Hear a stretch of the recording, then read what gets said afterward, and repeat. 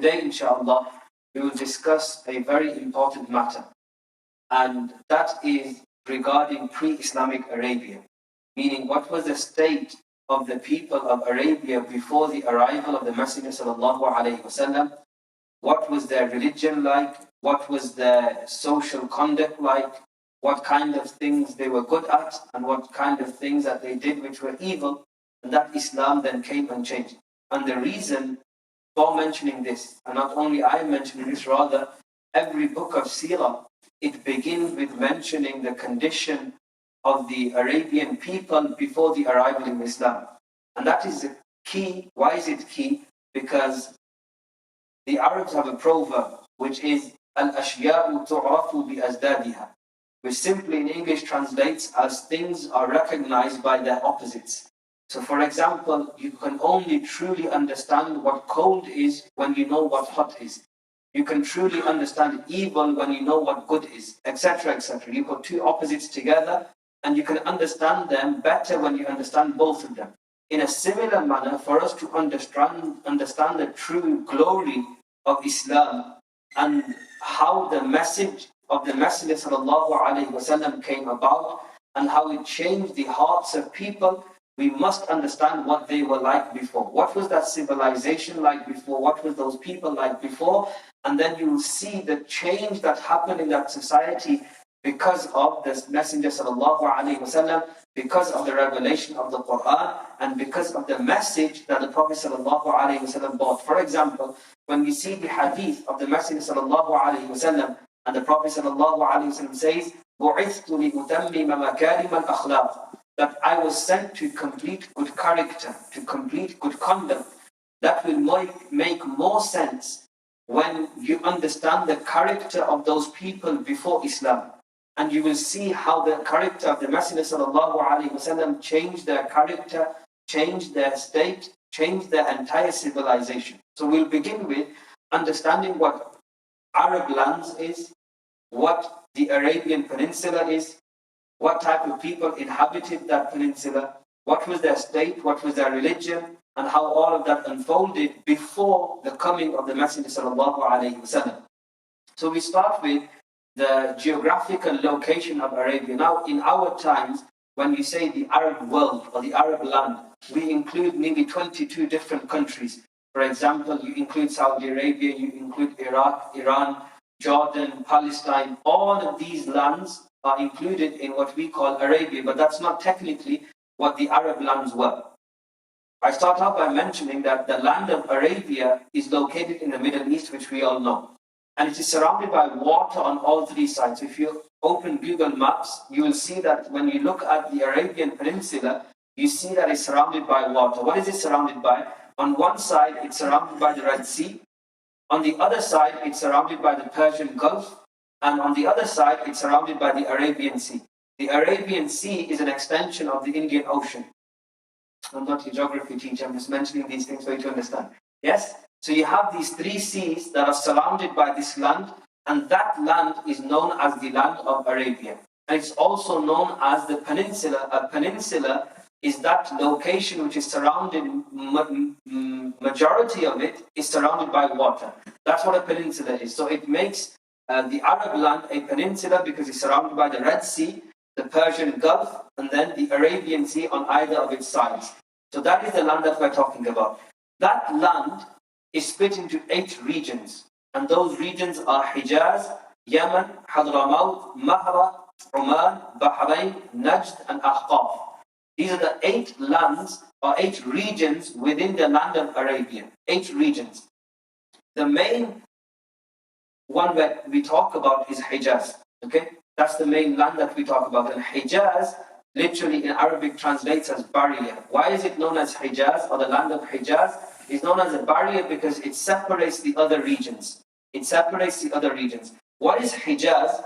When you understand the word Hijaz, Hijaz includes majority of the sacred places in Islam. The land of Hijaz, that little area of Hijaz, that region includes majority of the famous places and the famous cities that we know to be part of Islamic history. What are they? For example, the land of Hijaz includes Makkah al-Mukarramah, it includes Madinah al-Munawwara, it includes Uhud, it includes Badr, it includes Khaybar, it includes Fidak, it includes Hunayn, it includes Ta'if, it includes Tabuk, it includes Ghadir Khum. All of these are sacred places and sacred sites in the history of Islam. For example, Makkah al-Mukarramah is where the Kaaba is, Madinah al-Munawwara is where the tomb of the Messenger sallallahu alayhi wasallam is, Badr is where the Battle of Badr took place, Uhud is where the Battle of Uhud took place, where Sayyidina Amir Hamza, the martyr of Uhud, is buried. So all of these sites are sacred in Islam, and they are all located within the region known as Hijaz. And that's important to understand. So Hijaz is a region, and the places within Hijaz are Makkah al-Mukarramah, Madinah al-Munawwara, etc., etc. So that's our geographical location of what the Arab land is, and in particular what Hijaz is. And Hijaz includes these cities. That's where the story is taking place. Yes? Regarding pre-Islamic Arabia. That's the land and that's the area we're talking about. And we're going to talk about the people of that area.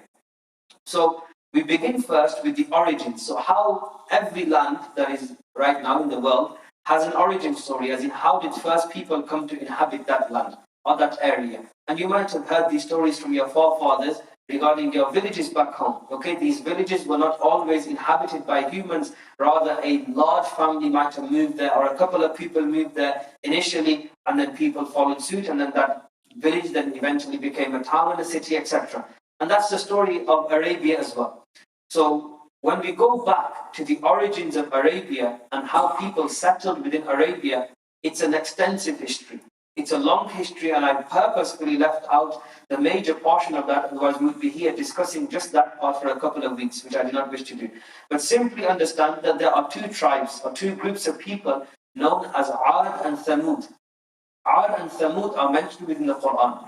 They are the people of Sayyidina Salih and Sayyidina Nuh alayhi salatu wasalam. The Ad and the Thamud are the people of these two prophets. Now these two tribes, they inhabited Arabia originally. So that land of Arabia that we just talked about, the peninsula, these are the tribes that inhabited that land, and then they perished. They were completely destroyed, as we know from their story within the Quran, that these people were completely obliterated by the punishment of Allah subhanahu wa ta'ala, Ad and Thamud. After they went, then the Arabs still continued. Okay? Other groups from other regions migrated towards that land of Arabia, and they settled in that land. Within there, you have two famous groups, and it's important to remember these two groups. You have a man named as Qahtan, and you have a man named Adnan. So Qahtan and Adnan. These are the two people, and they are the leaders of their tribes. So you have Arabs who are Qahtani Arabs, and you have Arabs who are Adnani Arabs. So Qahtan and Adnan, two famous names, two people, and from their tribe or from their lineages, became an entire tribe, an entire community of people who then inhabited the land of Arabia. Qahtan and Adnan. Who is Qahtan? Qahtan is considered as the father of the Arabs. That's Qahtan. Who is he? Majority of the scholars mention that Qahtan is said to be from the descendants of Sayyidina Nuh alayhi salatu wasalam. So Qahtan is from the descendants of Sayyidina Nuh alayhi salatu wasalam via his son. His son was called Sam. Okay? So Sayyidina Nuh alayhi salatu wasalam had a son. That son was known as Sam, and it is from that son Sam that you have Qahtan, who is known as the father of the Arabs. Meaning he was the person who inhabited the land of Arabia, and then people followed suit. Sam is a particular name here. Sam is the son of Sayyidina Nuh alayhi salatu wasalam, and from Sam you have the word Semite. Okay, you might have heard this word a lot recently, political words nowadays, anti-Semite or anti-Semitic. Okay, what Semite is referring back to Sam, the son of Sayyidina Nuh alayhi salatu wasalam. In their understanding of what a Semite is anybody who speaks the language of the Arabs, or speaks the language, or a Semite language, a language that came from Sam, the son of Nuh alayhi salatu wasalam. Okay, so not necessarily is it that every Jew is a Semite, okay? And it's not necessary that every Muslim is a Semite. It's a particular region and a particular group of people who speak a Semitic language. They are known as Semites, okay? Because they come from Sam, the son of Sayyidina Nuh alayhi salatu wasalam, okay? So a summary of that is Qahtan is what? Qahtan is said to be from amongst the descendants of Sayyidina Nuh والسلام, via his son Sam. Okay, so then from him you have the Qahtani Arabs. That's one tribe or one group of Arabs. Another group of Arabs are the Adnani Arabs. The Adnani Arabs. Now Adnan is a famous name because Adnan is from the forefathers or from the ancestors of the Messenger sallallahu alaihi wasallam. Okay, so the Prophet sallallahu alaihi wasallam comes from the group of Arabs who are known as the Adnani Arabs. The Adnani Arabs come from Adnan. Adnan is who? Adnan is a descendant of Sayyidina Ibrahim alayhi salatu wasalam from his son Sayyidina Ismail alayhi salatu wasalam. Okay? So you have the Adnani Arabs and the Qahtani Arabs. The Qahtani Arabs are descendants of Prophet Nuh alayhi salatu wasalam via his son Sam, and the Adnani Arabs are descendants of Sayyidina Ibrahim alayhi salatu wasalam via his son Sayyidina Ismail alayhi salatu wasalam. The Qahtani Arabs, they are known as the original Arabs. Okay? And the Adnani Arabs, they are known as the Arabized Arabs. What does Arabized Arabs mean? Sayyidina Ismail والسلام, was with his father, Sayyidina Ibrahim والسلام. Sayyidina Ibrahim was born in Iraq and then he migrated or moved to the lands of Hijaz. Okay? And it is from there that Sayyidina Ismail والسلام, he married into the Qahtani Arabs. So Sayyidina Ismail married into the Qahtani Arabs and then took language from them and took culture from them. Therefore, they are known as the Arabized Arabs, meaning they weren't originally Arabs, they became Arabs. So they are the Adnani Arabs. Sayyidina Ismail والسلام, married into the Qahtani Arabs. Therefore, you have Adnan, who is known as you have a tribe of Arabs who are known as the Adnani Arabs. So then, these two tribes, the Qahtani Arabs and the Adnani Arabs, they flourished, okay? And they settled various parts of the Arabian Peninsula. Some of them remained in the central region. Some of them migrated towards the northwest region. Some of them, they split up around the land of Arabia, wherever they saw fit. And they saw fit depending on whatever was good for their business, whatever was good for their trade, they moved across the land of Arabia. So these two major groups of Arabs, the Qahtani Arabs and the Adnani Arabs, it's important to understand and know their history so that we are able to understand some of the things that their descendants did and why they did them. So the Adnani Arabs come from Sayyidina Ibrahim والسلام, and the Qahtani Arabs come from Sayyidina Nuh والسلام, and they inhabited the land of Arabia. Now, moving on from that, that's their geographical location and a small part of their history. You can go and do further research regarding the origins of the Qahtani and the Adnani Arabs in your own time, inshallah. Regarding the religion, pre-Islamic Arabia, what was the religion like? So as we know, that the Quran affirms and the Quran makes it very clear that there is no community that has not had a warner. Meaning that Allah subhanahu wa ta'ala always sends a prophet to every community to warn them against what? To warn them against falsehood, bring them back towards truth, bring them back towards the worship of Allah subhanahu wa ta'ala, and call them towards tawheed, towards monotheism. Okay? That's the job of a prophet, as we've mentioned in previous lectures as well. That the job of a prophet, or the role or the task given to a prophet, is to convey the word of Allah subhanahu wa ta'ala to its people and to bring them towards the monotheism and the tawheed of Allah subhanahu wa ta'ala. In a similar manner, like Allah subhanahu wa ta'ala has sent prophets to every community, He sent prophets to the Arabs as well. And this is before the Prophet sallallahu alaihi wasallam. Which of the famous prophets was sent to the Arabs? Sayyidina Ibrahim and Sayyidina Ismail alayhi salatu wasalam. They were both sent as prophets to the Arabs. Their stories, the story of Sayyidina Ibrahim and Sayyidina Ismail alayhi salatu wasalam, is mentioned extensively in the Quran. They are mentioned in the Quran in various different places. Their stories have been mentioned, and you can research and read upon that in detail yourself, inshallah. So these were the prophets, Sayyidina Ibrahim and Sayyidina Ismail, who were sent to the Arab lands to guide people and to call people towards the worship of Allah subhanahu wa ta'ala, towards monotheism. Sayyidina Ibrahim alayhi salatu wasalam, he sanctioned many practices and he called people towards monotheism. These practices are still carried out in our times. Okay, so one of the practices, or one of the major practices of Sayyidina Ibrahim alayhi salatu wasalam was he ruled Mecca to be a haram. Okay, a haram is a place of sanctity. or a place of sacredness. And Sayyidina Ibrahim ﷺ is the Prophet who ruled the area of Makkah al-Mukarramah to be a haram. Okay? A haram, for example, when you go to Umrah or you go to Hajj, you must wear your ihram before you enter the miqat, meaning the miqat is the place where the boundary is. And you can't go into that boundary without your ihram if you're going to perform Hajj or Umrah. And then when you go into the land of Arabia itself, you'll see boards. Even if you go today, you'll see boards and this will say, this is the beginning of the haram. Okay? What does that haram mean? That haram means that this is now a sacred land. This is a land which possesses a sanctity given by Allah subhanahu wa ta'ala. What are some of the things you can't do inside the haram? You can't cause bloodshed. You can't kill people. You can't kill animals. You can't do all of these things inside the haram. Why? Because the haram is a place of sanctity and a place of sacredness. And he was saying that Ibrahim ﷺ, who declared that area, that land to be a haram, even until our time, we still uphold that area to be a haram. Okay? That was from Sayyidina Ibrahim ﷺ. What else did he do? He built the Kaaba. Sayyidina Ibrahim ﷺ, alongside his son Sayyidina Ismail ﷺ, are the two individuals who constructed the Kaaba, who built the Kaaba, who built the sacred house of Allah subhanahu wa ta'ala.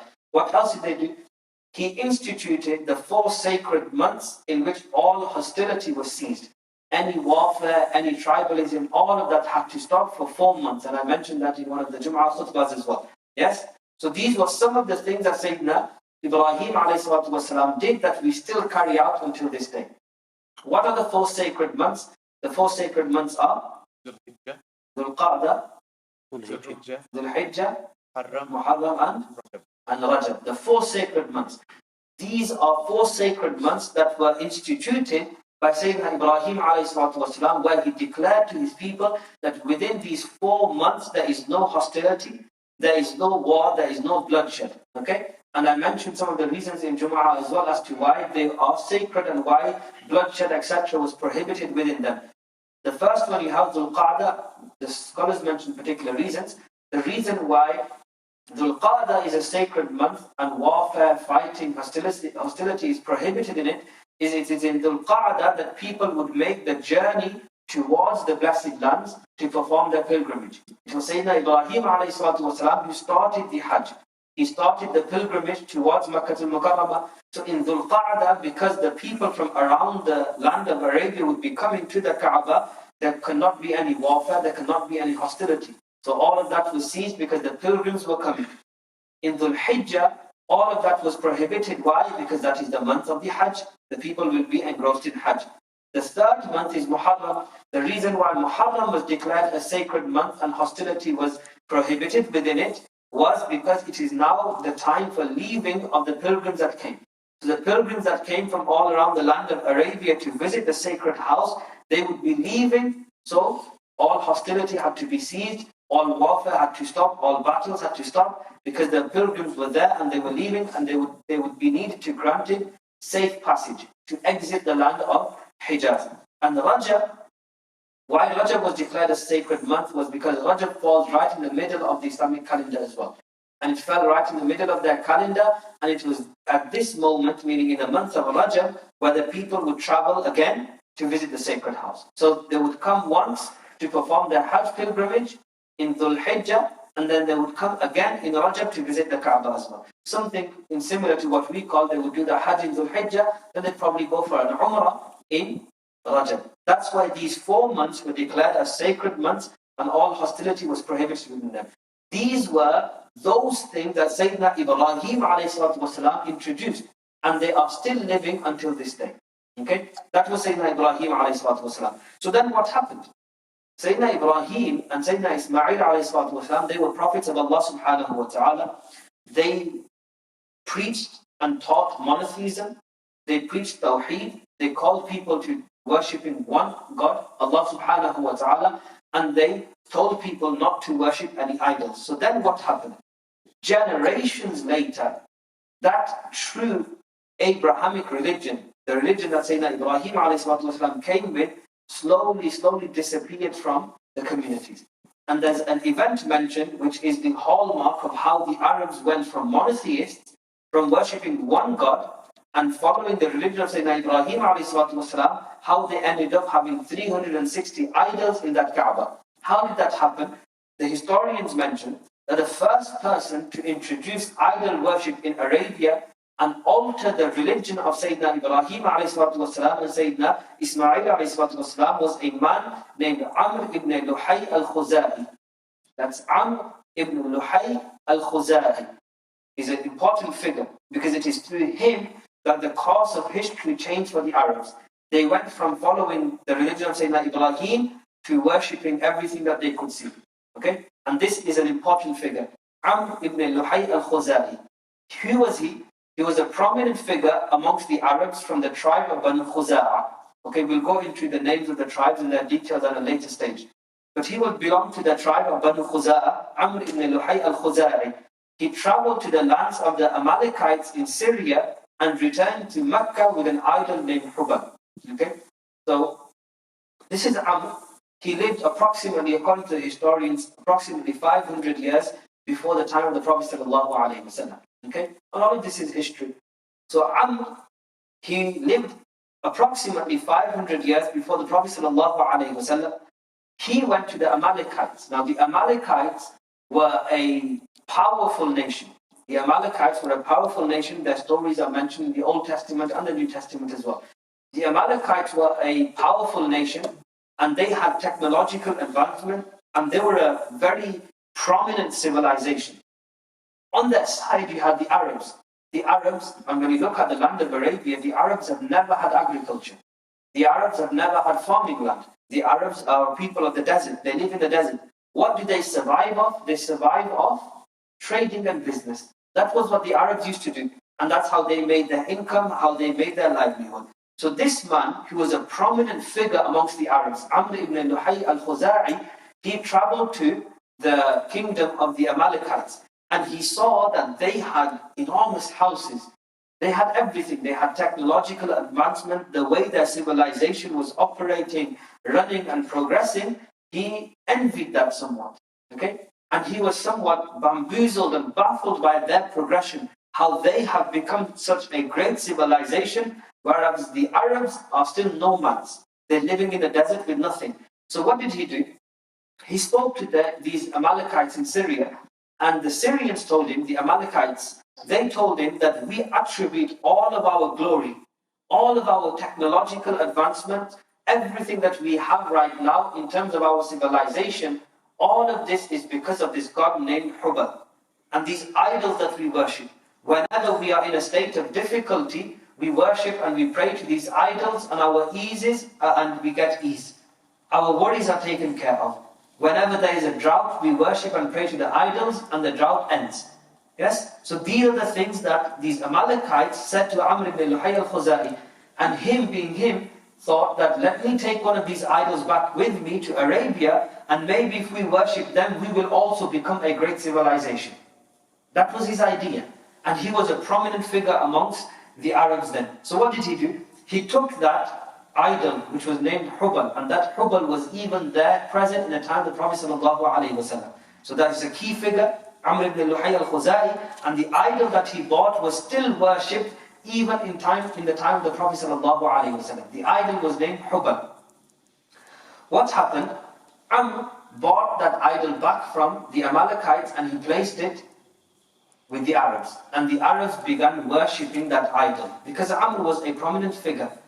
Now what happens here is the lesson to derive from this particular incident is one man changed the course of history for the Arabs. One man, Amr ibn Luhay al-Khuzai. These were people who worshipped Allah. These were people who did not worship idols. They prayed to Allah, and they were monotheists. They only believed in one God.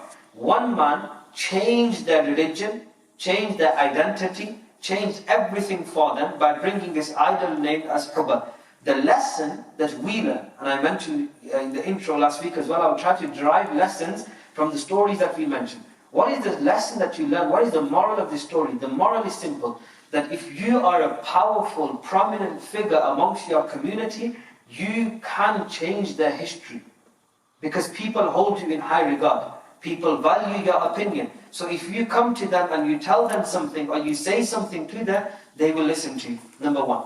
And number two is that, I think the quote is from Uncle Ben from Harry Potter. Not Harry Potter, sorry, Spider-Man. What does he say? With great power comes great responsibility. That's a lesson as well from this particular story here. That this one individual, Amr ibn Luhay al-Khuzai, had a lot of power. He had a lot of influence upon the Arab people. And because he became misguided, he went towards idols worship. What happened? Everyone followed suit. And everyone became idol worshippers and left their true religion, the religion that Sayyidina Ibrahim ﷺ had brought to them. They left that and they all became idol worshippers because of this one person. So the lesson here to learn is that make sure our role models, the people that we look up to, the people that we follow, do not become misguided. If they do become misguided, then we leave them. We don't follow them in their misguidance. Okay? That's the lesson we learn from this story. So now, Amr ibn Luhay al-Khuzai brings in this idol, Hubal. Everybody starts worshipping that idol. Not only that, but they took it a step further. And I'll mention that, but just to mention here, that the Prophet ﷺ mentioned Amr ibn Luhay al-Khuzai in a hadith. This is 500 years, approximately 500 years after the Prophet ﷺ came, and Amr ibn Luhay al-Khuzai was 500 years before the Prophet ﷺ.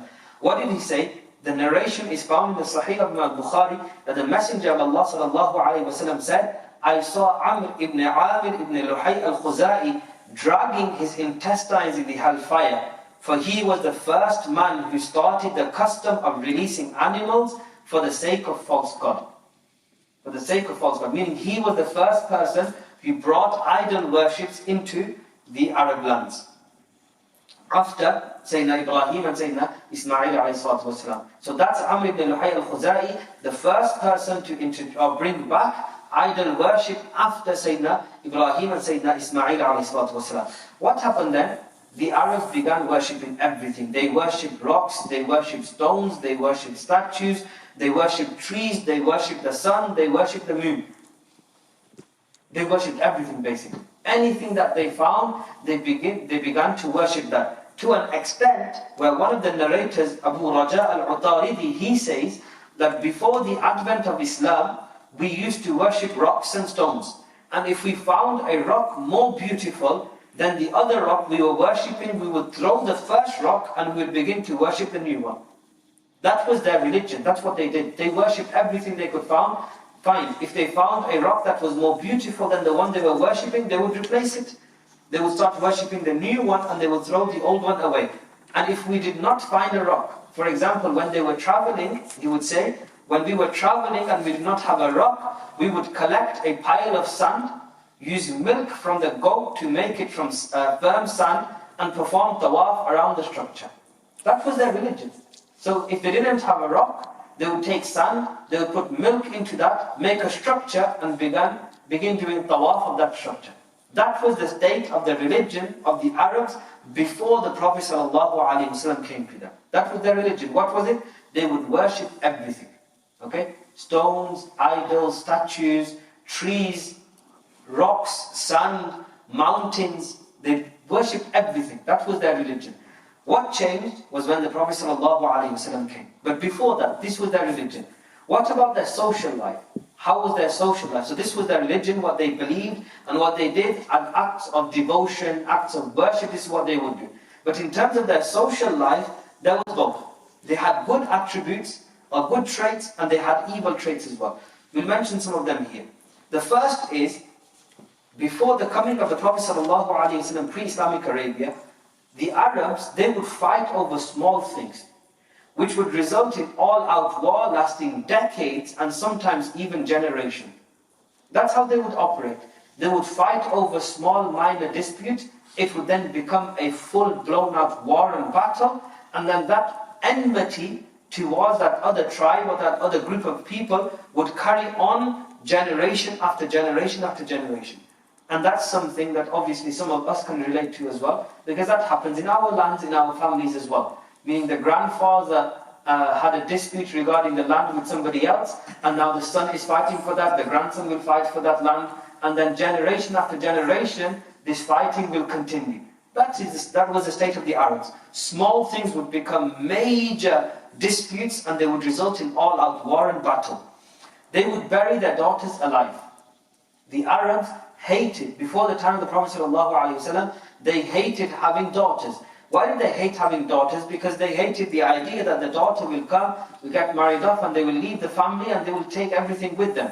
As for a son, he will remain, he will preserve the family honor, he will inherit from the father, and he will carry on the lineage of the father. So what they would do is, if they had a daughter, they would bury the daughter alive. Of course, not every single one of them, otherwise there would have been no women in Arabia and the entire generation would have finished. But some of them, they would do that. They would bury their daughters alive. Another thing, they would sacrifice humans for their idols. They would sacrifice humans as an offering to the idols. And now, from that you understand that was their conduct. That's how lowly they treated the sanctity of a human life. That they would take that life as an offering to the idols. And we see this still happening in this day and age in lands such as India, where the Hindus sacrifice children and they shed blood and they cut themselves and all of these things as a means of showing love or as a means of showing devotion to the idol that they are worshipping. Other groups of people in Muharram do similar things where they shed blood as a source of sacrifice for the martyrs of Karbala. All of this is from paganism. Okay? And you can see this from the Arabs, that's what they would do. What else would they do? Before the coming of the Messenger sallallahu alaihi wasallam, this is a crucial point, wives were considered a property only for entertainment purposes. So women generally were considered a property, as in a man would marry a woman, do whatever he wishes to do with her, and that's it. They had no honor for women, no respect for women. And when you hear the ahadith of the Messenger sallallahu alaihi wasallam, such as the best of you are those who are the best to their women folk, you understand the context of that narration. Because this was the state of the Arabs before the coming of the Prophet sallallahu alaihi wasallam, that they treated women and wives as property and for entertainment purposes. And the dhulm, the injustice was that if a man had several wives, like they would have 10, 12, 15 wives. When a man died, the relatives would inherit that wife. So if a man died and he left behind 5 wives, then wives would be distributed amongst his relatives. They were treated as inheritance. Just like wealth and money is treated as inheritance and is distributed amongst family members, in a similar manner, the wives of that man were distributed amongst his family. Other than that, gambling, looting, robbery, drinking alcohol, all of these things were part of daily life for the Arabs. That's what they would spend their time doing. Just like, for example, if you ask in our era what the majority of us spend our time doing on our phones and playing games, that's what we do. The Arabs, that's what they would do. They would just drink alcohol, gamble and talk rubbish, go to sleep and do the same thing again. That was their social conduct in that time. Slavery was rampant. Okay? Everybody had slaves, but having slaves wasn't sufficient for them. They would treat their slaves like animals. They would treat their slaves like, they would treat them worse than animals, rather. Some of the historians write, they would treat their animals, meaning the goats and the camels that they possessed, they would treat them better than they would treat their slaves. And we know this from some of the narration that we find regarding Sayyidina Bilal radiallahu anh and other slaves, such as the first martyr of Islam, Sayyidatina Sumayya radiallahu anh, who is the mother of Sayyidina Amir. These things we see, that these things even carried on after when the Prophet ﷺ came. This was still the state of the Arabs. And then eventually the Prophet ﷺ changed all of these things. Tribalism. They didn't have a form of government. They didn't have a democracy. They didn't have anything. They were just groups of tribes scattered around. And tribalism was their form of government. Okay? How would that work? There would be a tribal leader. That tribal leader will govern that tribe, and his word was the be-all and end-all. If the leader of that particular tribe has said something, everybody accepts it. If he permits something, everybody accepts. If he does not permit, nobody does it. Okay? That was their state. Tribalism. Everything was about the tribe that you belonged to and the tribesmen that you were loyal towards. Okay? What would happen if the tribal leader passed away? Then the son would inherit that. And he would then become the tribal leader. It was similar to a monarchy, that when the queen passes away, then the prince takes charge, etc. In a similar manner, the tribal leader passes away, then the next in line, the son or the relative of that person, they would take charge and they would become the tribal leader. Everything was about tribalism. And tribalism led to what? It led to a difference in the social class. Okay? So depending on which tribe you belong to, you were either from elite tribes or you were from the lower class tribes. And that's how their society functioned. There was no middle class. Some of the authors of Seerah, they write, that's a phenomenon in of itself that we have a middle class. What is a middle class? A middle class is generally someone born in lower class and then work towards becoming in the middle class. That's what the middle class is. So you're either in the higher class of society and you're born into it, or you're either in the lower class of society and you're born into that. There's no middle ground. In our day and age, we do have a middle ground, where the people born in poverty or born in lower class societies can work their way up and come into the middle class. In them times, in pre-Islamic Arabia, there was no middle class. You were either amongst the elites or you were amongst the peasants, the lower class. That's it. There was no changing. You could not be born into a lower class and then eventually end up from being the elites. You couldn't do that. Okay? That's how the class structure was made in their times. And the injustice in that structure was evident. How was that evident? If a person from the lower class committed a crime against someone from the elite class, they would be murdered. They would be killed straight away. Because they were from a lower class and they committed a crime towards somebody who was from the higher class, the upper class, the elite class. Whether that crime warranted death or not, that person would be killed. Majority of the time that person would be killed, because to show how dare this person from a lower class of society even think about committing a crime to somebody who belongs to the elite of the society. So that person would be murdered. And you would think that the opposite would be true as well? No, it wasn't. If a person from the elite class committed a crime against somebody from the lower class, they would get away with it. And the crimes, I'm not talking about swearing at someone or insulting. The crimes were such as looting them, robbing them, raping their women. They would get away with all of these crimes because they belonged to the upper class. So there was a clear distinction, whether you are from the elite class of the Arabs or you are from the lower class of the Arabs. So they were lost. They were people who were lost in this tribalism, in their ignorance, in their idol worship, in their lack of governance, no ethics, no morals, and they were lost in this. And that's why when you hear majority of the people say Jahiliyyah, the word Jahiliyyah literally in Arabic translates as the age of ignorance. It was an age of ignorance. Ignorance from what though? Ignorance from the truth. And the truth is what? The truth is monotheism. They were ignorant of the truth that it is only one Allah subhanahu wa ta'ala that we should be worshipping, and they began worshipping all the idols. The truth in the form of human rights, the form of the rights of people, they had no knowledge of that. Okay? They would take away the rights of women, they would take away the rights of slaves, they would take away the rights of neighbors, they would treat people badly only because they belong to a lower class or they belong to a tribe that they did not have good relations with at that time. That was the era of the Arabs and the ignorance that they lived in. However, that was the bad. They still had good traits. They still had some good characteristics and some attributes, such as the Arabs were always known, and even till now, the Arabs are known for being courageous and for being brave.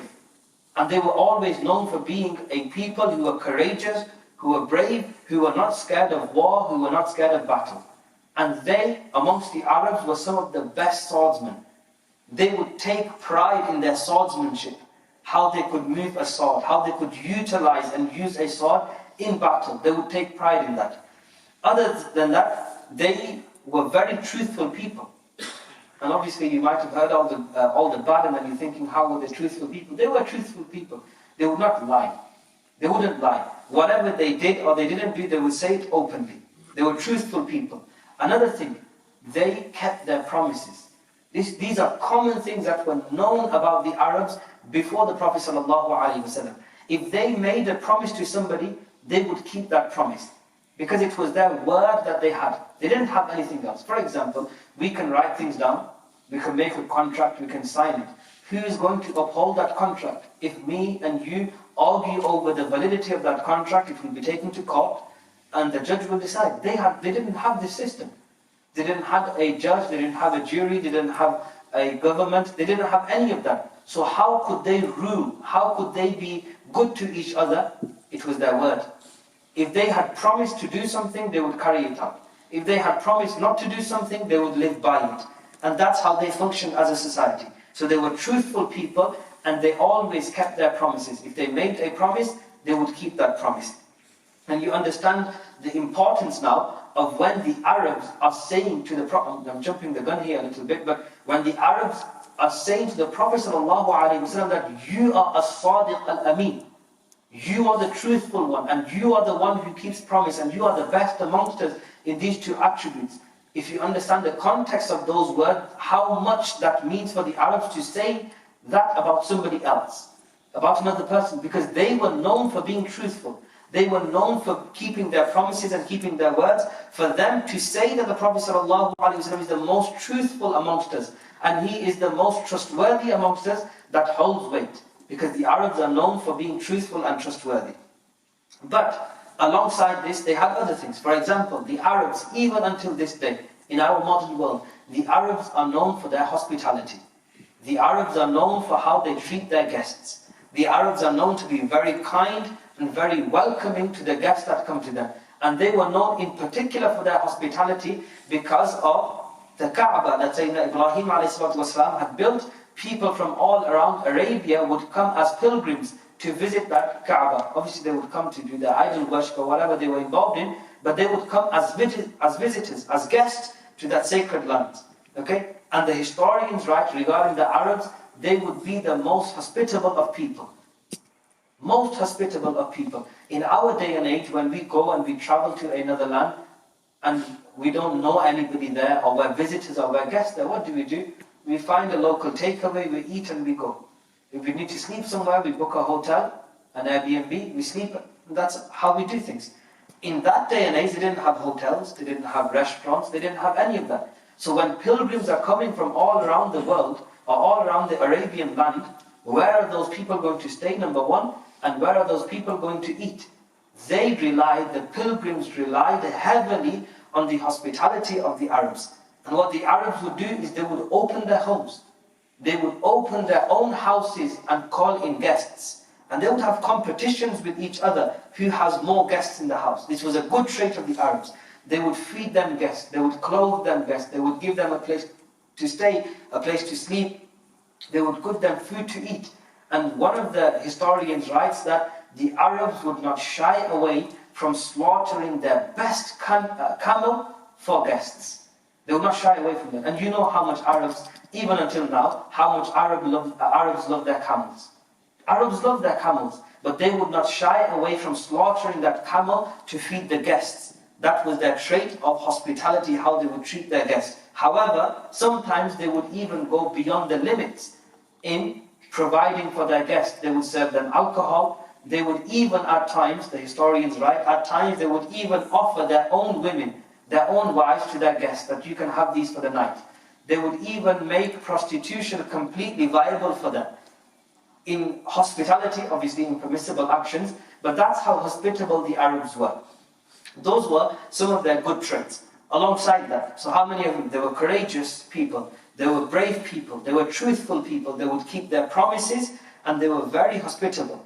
Their hospitality was unmatched in that land. Another thing here is very important to understand, and you could give an entire lecture about this one trait of the Arab people, which is their eloquence and their poetry. The Arabs loved their poetry, and they took pride in their language, and they would have competitions of poetry, they would write poetry, they would sing poetry, they would have gatherings of poetry where poetry would be recited.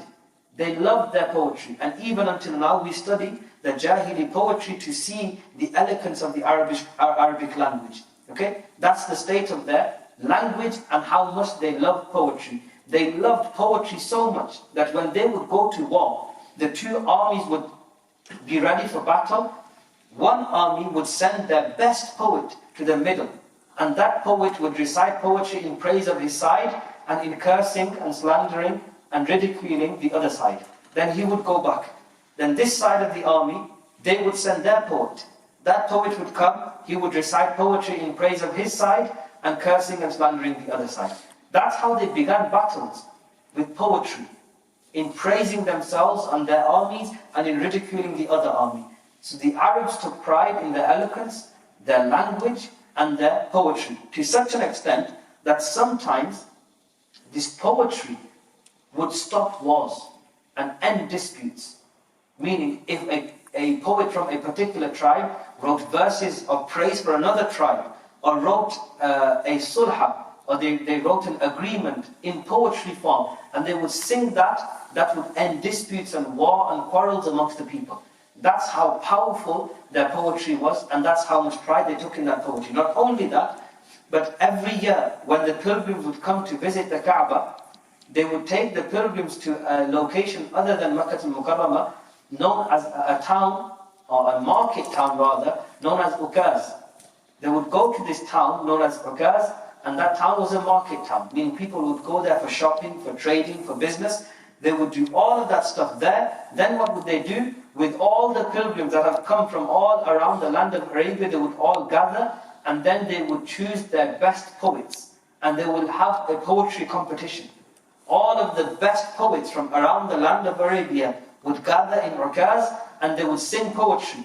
And then the best of them would be crowned, and then the one who won the award, in speech marks, the one who won the award for the best poetry, his poetry would be written out and it would be hung onto the Kaaba.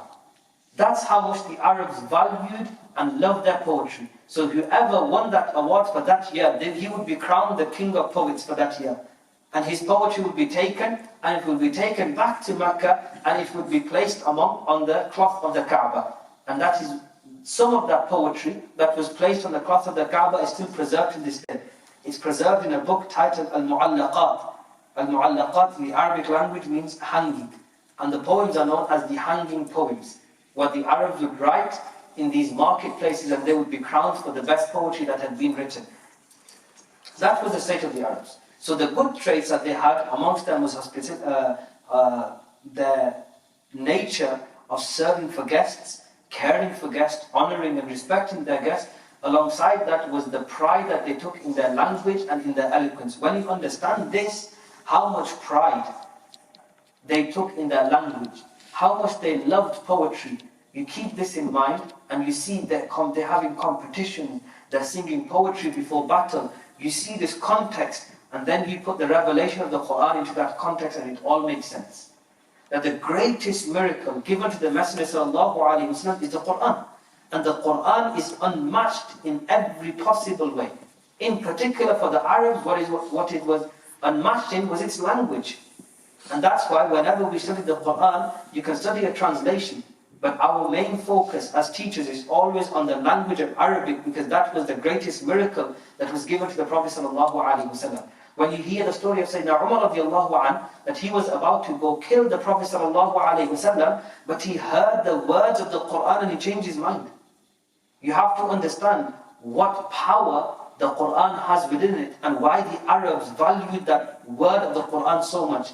Because they deemed themselves to be the greatest of the greats. They thought we are unmatchable in our poetry, in our eloquence. Nobody can beat us. We have the best poets amongst us. The tribal leaders, a tribe will gain dignity and sanctity and elevation in their status, and they would say to the people, you cannot be better than us, we have a better poet than you. Our poet writes better poetry than your poet. You can't be a tribe which is better than us. So they would take pride in this, and in that climate, Allah subhanahu wa ta'ala gave the ultimate miracle of the Quran to the Prophet sallallahu alaihi wasallam. That was the state of the Arabs. I could go into a lot more detail regarding their state, but I will leave it at this. You can go yourself and research further into the dealings of the Arabs, how they were, how they acted with people, how they treated people, etc., etc. But amongst all of this chaos, amongst all of these Arabs worshipping idols, worshipping rocks, worshipping trees, mistreating their family, mistreating their women, mistreating their slaves, gambling, looting, all of this evil that was prevalent amongst Arab society, there was always a group of people. And those groups of people, or that group of people, are known as Hunafa. What are they known as? Hunafa. That's the plural, and the singular is Hanif. Okay, some of us have the name Hanif as well. Yes? Hunafa and Hanif. These are a group of people who, in the midst of all this chaos, all this idol worship, they refused it all. These were people who never worshipped an idol, and they never got involved in the immoral acts. They never got involved. These were the Hanifs, and their pact was that we are trying to search for the true religion of Sayyidina Ibrahim ﷺ. Because as we can clearly see, what the Arabs are doing right now, this is not the religion of Sayyidina Ibrahim. They've altered it, they've changed it, they've gone from monotheism towards idol worship, they've introduced laws, their own laws, their method, their conduct, their character has all changed. And this is not the religion that Sayyidina Ibrahim came with, so we will go and search for the true religion of Sayyidina Ibrahim ﷺ. And those were the Hunafa, the people that never ever committed polytheism and didn't worship idols. Some of the prominent Hanifs are Waraqa ibn Nawfal. You can remember these names because these are important names which will come on later on, inshallah. From the prominent Hanifs is Waraqa bin Nawfal, Ubaidullah bin Jahsh, Uthman bin al-Huwayrith, and Zayd bin Amr. So that's Waraqa bin Nawfal, Ubaidullah bin Jahsh, Uthman bin al-Huwayrith, and Zayd bin Amr. These are the prominent Hunafa. Hunafa are the people who did not worship idols, and they were in search of the true religion of Sayyidina Ibrahim alayhi salatu wasalam. That is now a little background for you to understand before the Prophet sallallahu alaihi wasallam is born. As I mentioned right at the start, it's important we understand the state of the Arabs and what they were doing before the Prophet sallallahu alaihi wasallam came, so you can understand the change that the Prophet sallallahu alaihi wasallam brought via his message and via his character. And this whole context is what leaves the modern day researcher or academic dumbfounded. They are not able to understand how this was the state of the Arabs, and you literally look 100 years later, after the coming of the Prophet, you look not even 100, you look 30, 40, 50 years after the Prophet sallallahu alaihi wasallam, these very same people are completely the opposite. Meaning they've gone from burying their daughters alive to respecting and honoring their daughters. They've gone from treating their wives as property to loving and honoring and respecting their wives. They've gone from killing each other to giving each other gifts. And you see this drastic change in that civilization, and it's important we see that because that change was brought through Islam. Brought through the religion of the Prophet sallallahu alaihi wasallam. Inshallah, we leave it here for today.